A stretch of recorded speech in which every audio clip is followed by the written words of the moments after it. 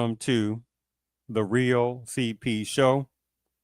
I'm your host, CP. And today's topic, this GoFundMe CEO converses about more people using the GoFundMe platform for life essentials. And also, none of the no, just work harder mantras, no, stop asking for handouts tactics, right? No such thing as, well, you should have been sitting there preparing a little bit better, right? Well, just get your own resources, right? And stop sitting there asking other people to do things for you. None of those kind of things, right? Well, let's add something. Well, that only really goes for numbers within Black Americanism, relating to within Americanism. I'm talking about, right? Because GoFundMe is in many different countries, and it has great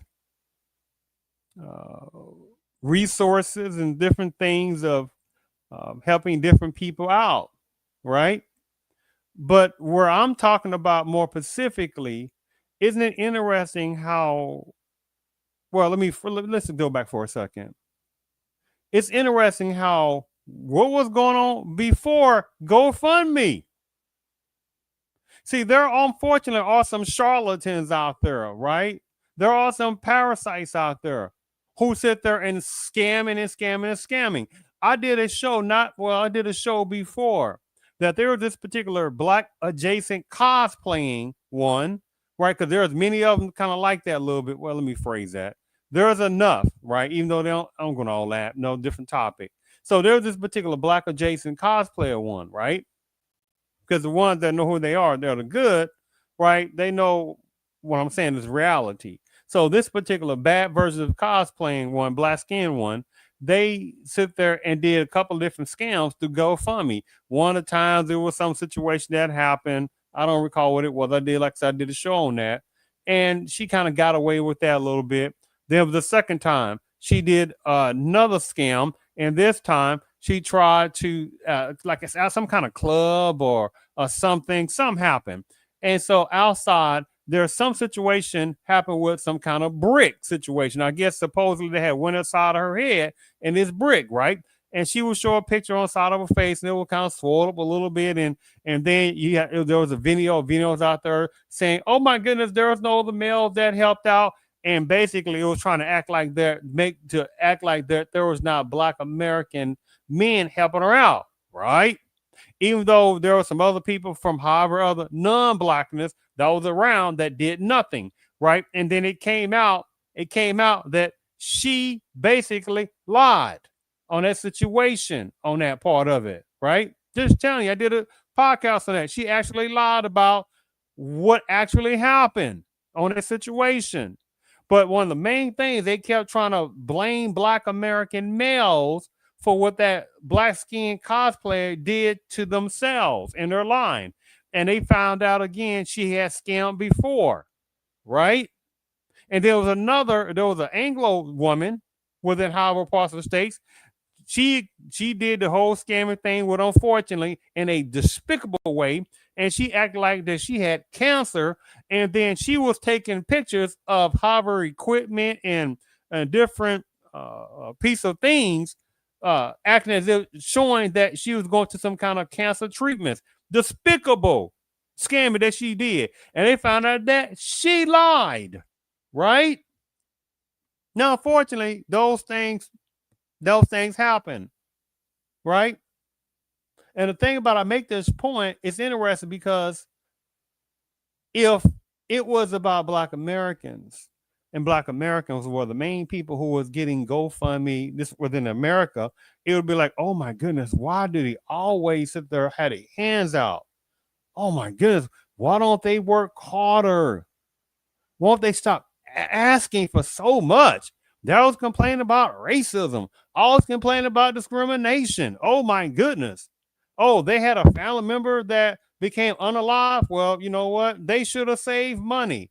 Oh, they lost their job and stuff like that. They talking about GoFundMe. They need to go find another job. Oh, they had a business and stuff like that. Oh my goodness. And that one particular failed or some situation happened with and C19 what's happening. Oh my goodness. Well, they should have planned better. You see these little disgusting tactics bit when some other people from certain parts of predominant culture and some other people, I'm giving an example, we're talking about within the states part, GoFundMe situation. Oh, then it's like this when numbers of them do it. Intense rivalry. After all, we all belong to the same race, the human race.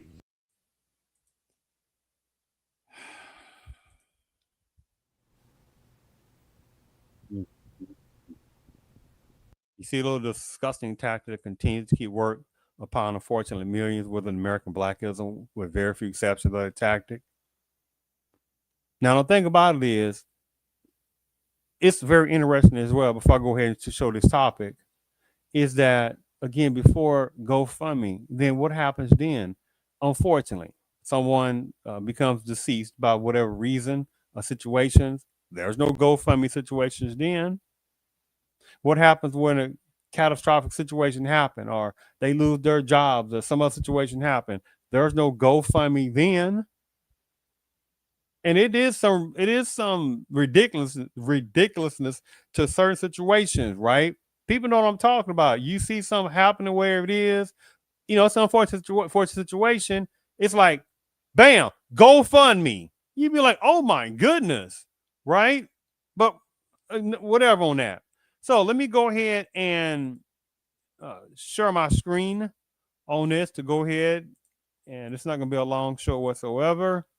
So let me just go ahead and share. Make sure you can see this. All right, make sure you can see this. The volume is look good. Okay, from wildfireness relief to funding food inside the business of GoFundMe. All right, today is October the 17th, 2025. In in times of need, families often rely on GoFundMe to cover expenses ranging from burial costs for a loved one to helping to rebuild a burned down home. GoFundMe has become the go-to destination in this regard. Yahoo, such person, this person, whatever it is, discusses the such and such podcast with GoFundMe CEO Tim Cadogan. Cadogan spent years as a search and rescue volunteer at a top tech executive. Hold on. Cadogan spent years as a search and rescue volunteer and a top tech executive before taking on the role of GoFundMe CEO in 2020.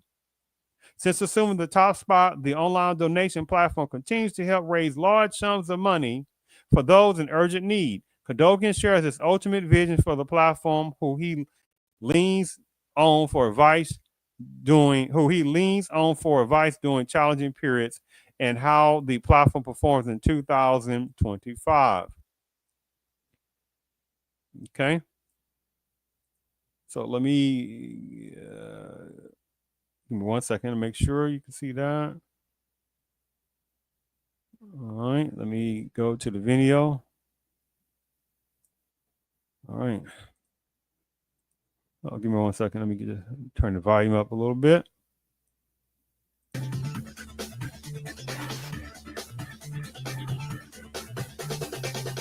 Welcome to a new episode of the Opening Bid Unfiltered Pod. Tim Cadogan, good to see you. Appreciate it. Tim Cadogan, good to see you, which I just learned more about. But now he's the CEO of GoFundMe. Tim Cadogan, good to see you. Appreciate it. Hey, thank you very much. As I said, it's always good to be back at Yahoo and very glad to be talking to you today. Thanks so much. Just to be clear, I mean, this is a different building. I mean, you worked from 2003 to 2008 at Yahoo? Yeah, I was in Sunnyvale at HQ, and I think we had different buildings everywhere. I think we don't even own that building anymore, but it was an amazing experience.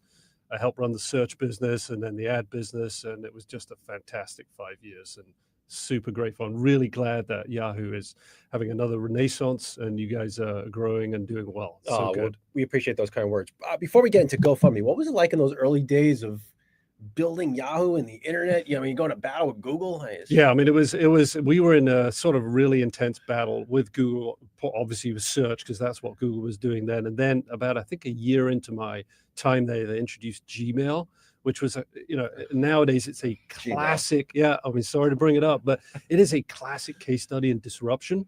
And just being on the responding end of that and seeing how we could try and respond and interact, and as they broaden their offering, it was a very interesting time as the internet was changing. And from a sort of career point of view, as a guy in his early 30s running a big business and just learning so much and amazing colleagues. And I'm just going to fast forward this a lot of time, this stuff. I'm just trying to get to certain points of this story. One moment here we're helping them digitize that in certain markets. So 100 million people use the platform. Yes, we've had over $40 billion on the internet. How much money have you raised this year? What does this look like? Well, I'll tell you, over 15 years, we've had over $40 billion raised. Massive. $40 billion. And that we've had about 200 million people use the platform. And, in America, to be a bit more specific, we have amazing awareness. We have a 90% aided awareness. So almost everyone's heard of GoFundMe, and a lot of people have used it. A third of adult Americans have used GoFundMe to help each other at this point. Last thing I say is we're also in 19 other countries.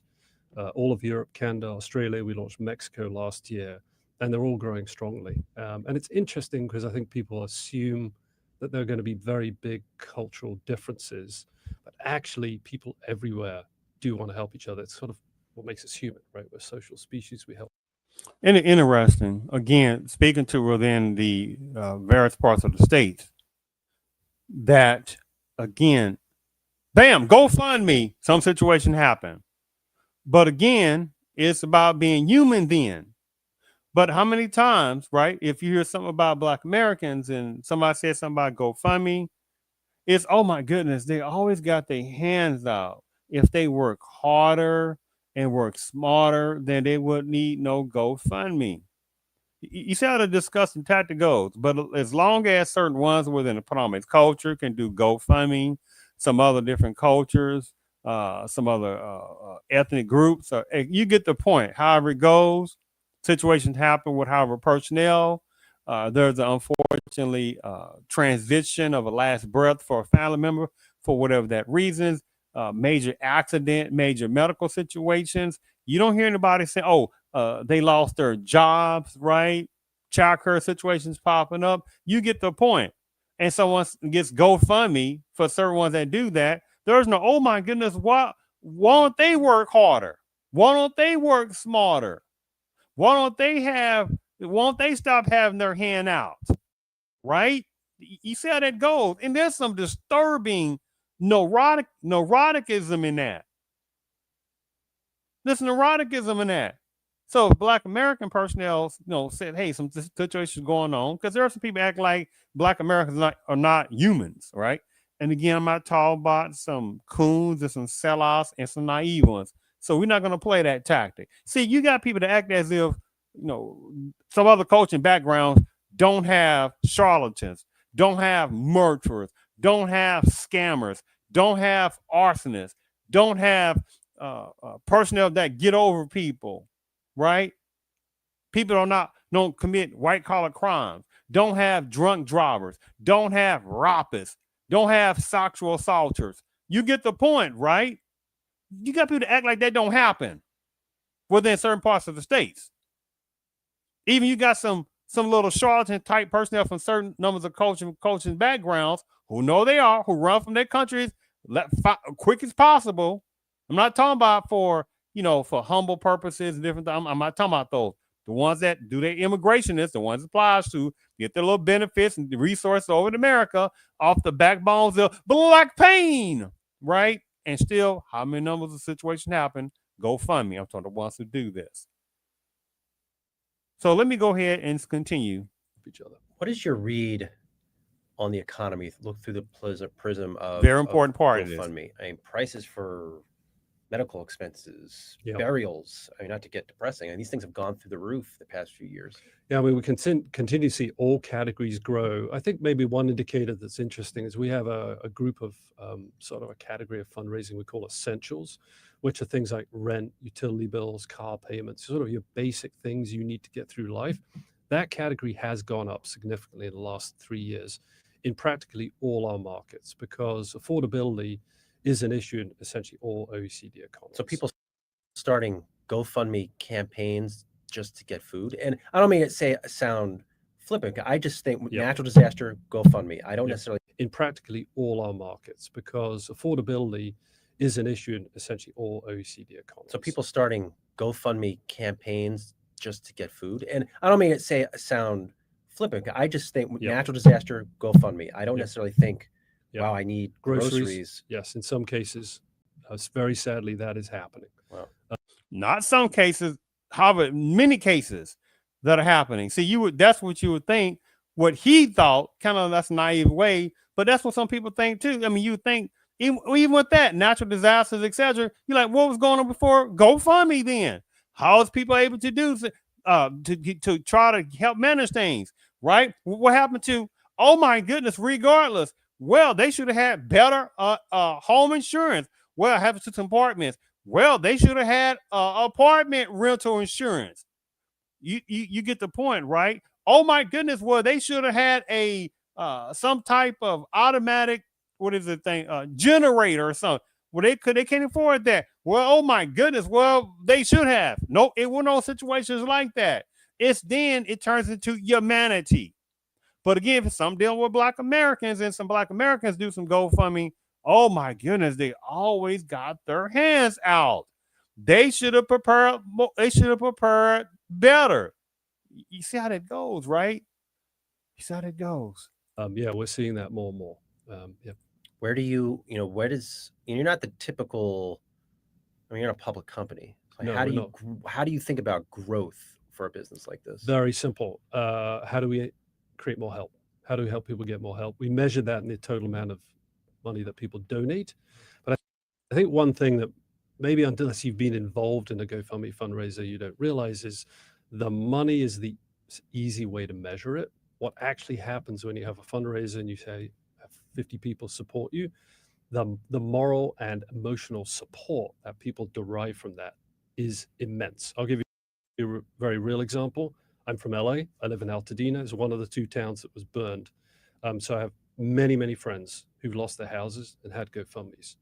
One of our customers told me, this GoFundMe is not just the $30,000 that I raised. It's the fact that 300 people from across my whole life gave to help me and my partner. I don't hear about it anymore. Let me just skip over to the other part I want to go to, and I'm going to close out the show. But right before I finish playing what I'm going to play this last little few minutes or so, when that situation happened with those house fires, and interesting, the personnel that started that was a non-Black American. Yes, he was somebody from within a section out of the predominate culture who started that fireness, right? And have you noticed that you didn't hear too much about him? Too much for the people listening, you didn't hear too much about him for many people, right? So it's like, oh my goodness, where's all that? We got to do something about this criminality by certain ones within the predominant culture who are doing these type of violent criminality. Nope. I mean that those fireness that happened in LA to those gigantic amount of celebrity houses and mansions and stuff like that. The list goes on, right? Messed up a lot of those people. And watch this for a second. How many people trying to do GoFundMe for certain numbers of them? Like, wait a minute, y'all got money. You don't need no GoFundMe. How about some of the other well-to-do ones? No one say, what do you mean? What are you talking about? Let your insurance pay for that. Nope. It's humanity. Now, if it was Black Americans doing that, sitting there saying, oh my goodness, we need GoFundMe left and right, it'd be so much complaining. I mean, the hypocrisy is extremely real on that. Let me right here somewhere. Challenge. It's people get embarrassed. None of us like us. You're competing, but you're both doing good. We are competing with the difficulty we all face as humans to ask for help. That is our biggest challenge. It's a, people get embarrassed. None of us like asking for Let's help. see that. And Hear that certainly, again. I mean, all faces humans to ask for help. That is our biggest challenge. What was that? Versa. I mean, at the end of the day, you're competing, but you're both doing good. Yeah, It's no, fascinating. absolutely. It's fascinating. I tell you what we're really competing with. We are competing with the difficulty we all face as humans to ask for help. That is our biggest challenge. It's a, people get embarrassed. None of us like asking for help. And certainly, I mean, I regularly ask at a conference, who likes helping? Everyone puts their hand up. Who likes asking for help? Maybe one or two. Nobody. Who likes asking for help in public? Yeah. None, None. right? No one likes that. But that's what it takes. But it's an act of courage. But when you take that act of courage, then you open the door, because people want to help, but they do need to be asked. You ever had a friend who you want to help and they haven't asked? That's not an easy conversation. No, it's not. But when they ask, whatever it is, then you're so happy to be asked. And you're also unhappy if another friend was asked and you weren't. Like, that doesn't go very well. So think of it. I always compare ourselves a little bit to what Airbnb or Uber had to do. If you'd said 15 years ago, you're going to get in the back seat of a stranger's car.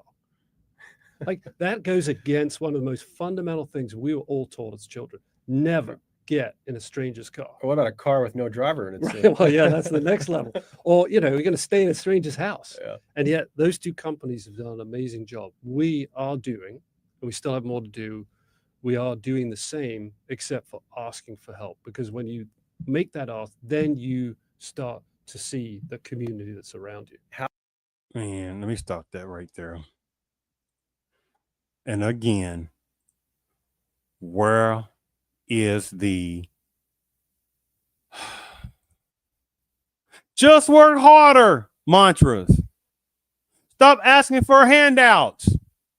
Oh, well, you had a loved one that lost their lives behind a drunk driver. GoFundMe. No. Did y'all not have insurance? What was that, a border break, illegal immigrant one? Was it a different kind of drunk driver? Who was it on that? Why don't you sit there and try to get resources from them to help out for that transition? Nope. You see how that goes, right? Oh, you came down with a life-threatening illness of that person or a family member. GoFundMe. No. Ask your insurance company. Don't you have insurance? Well, yeah, won't you use insurance then? Oh my goodness. I mean, get your hands out of people's pockets. That's what you have insurance for. GoFundMe has not been around a long time, people. It's not been a long time.